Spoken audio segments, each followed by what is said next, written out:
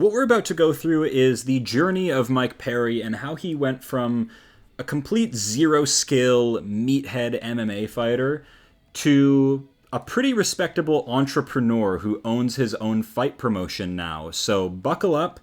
If you were like me and you started watching the sport back around, the McGregor era, the 200 and onward, you may have seen Mike Perry's journey through the UFC. It was pretty ugly. It had its highs and lows, to be fair, but this dude had no business being in the UFC and got completely figured out and finished and horrifically damaged all along the way. But he never gave up. He found his niche in bare knuckle boxing, and we're going to go through his career because as of today, 2025, the summer of 2025, this man is incredibly successful, believe it or not. So we're going to go through his career. I have a lot of respect for Mike Perry. I didn't before, but I do now.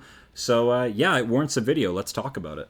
Platinum Mike Perry, Florida man, complete brawler, just no MMA technique whatsoever, just heavy hands, physical freak.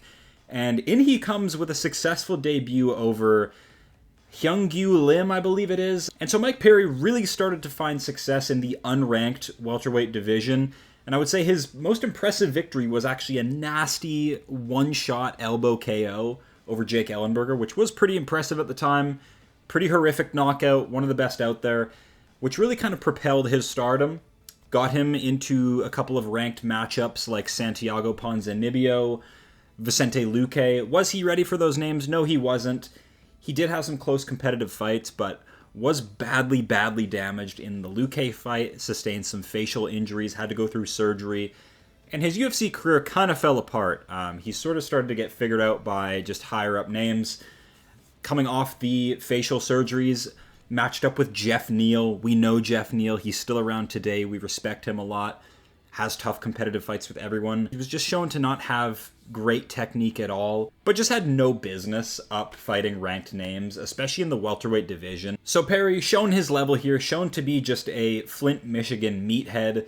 I believe his coaches left him as well, which left him with his new girlfriend in his corner, which was a crazy moment in the MMA lore. Just his gal in there giving him some pep talks, and Perry went on to win the fight. So full respect there. Crazy moment that gained him some popularity. Soon after that, it was all downhill again.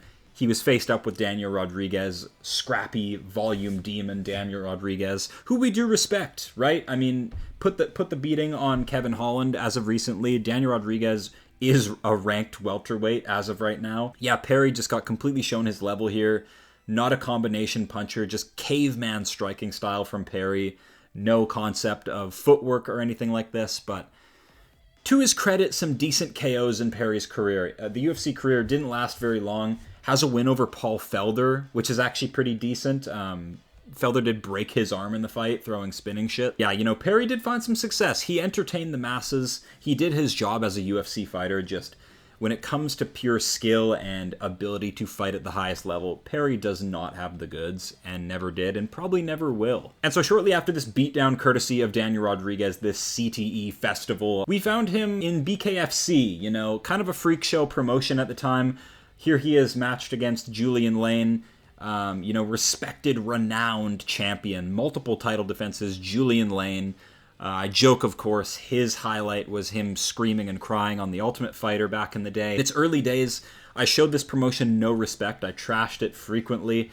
But, and especially this man, David Feldman, just complete disgusting, weaselly businessman, deducting pay from fighters who don't, go out there and just get their face ripped apart. So he's a worm as well. But as BKFC went on, really started to attract, retiring MMA fighters looking for that extra paycheck because while barbaric, they did pay fighters pretty well and they were attracting some big shareholders like Conor McGregor even got suited up and started promoting BKFC. So the money was there, but if BKFC did one thing, it allowed Mike Perry to really find his niche and blossom into sort of a superstar. I mean, he is just willing to take unbelievable amounts of damage, and in a bare-knuckle affair, that is the biggest edge, that is the biggest X factor. Here he is getting a victory over Michael Venom Page, who is ranked in the UFC, as always wearing damage, just beat to smithereens, cuts all over his face.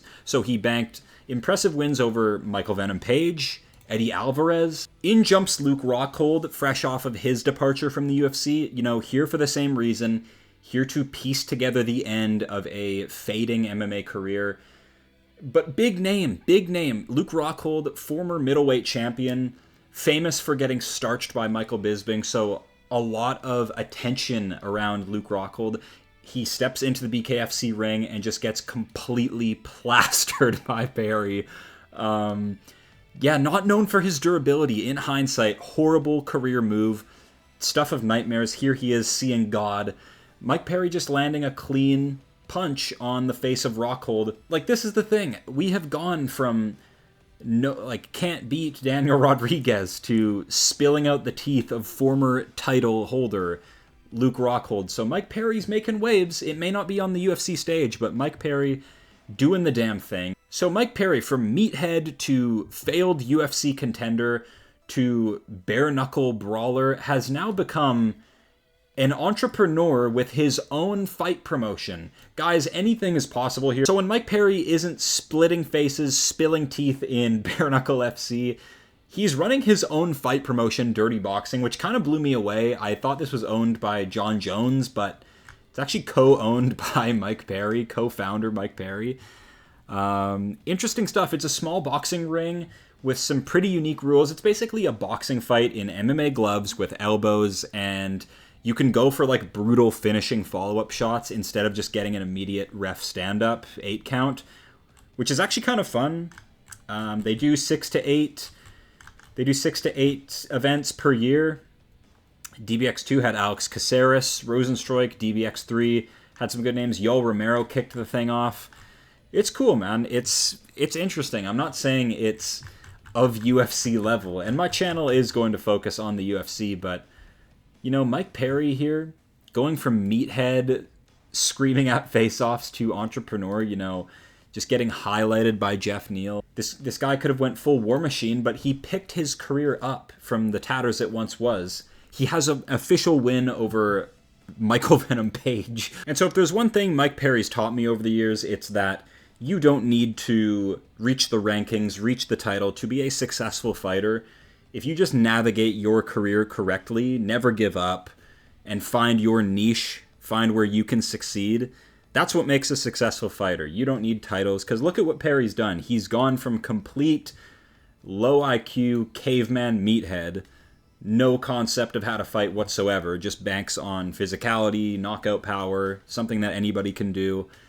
And same with BKFC, in all fairness, a sport that just relies on durability, very low skill, but here he is, you know, picking apart, out-damaging, out-gritting MVP. He's taken the funding and the clout from all those crazy moments, and he's made his own fight promotion, so I gotta give it up to the guy.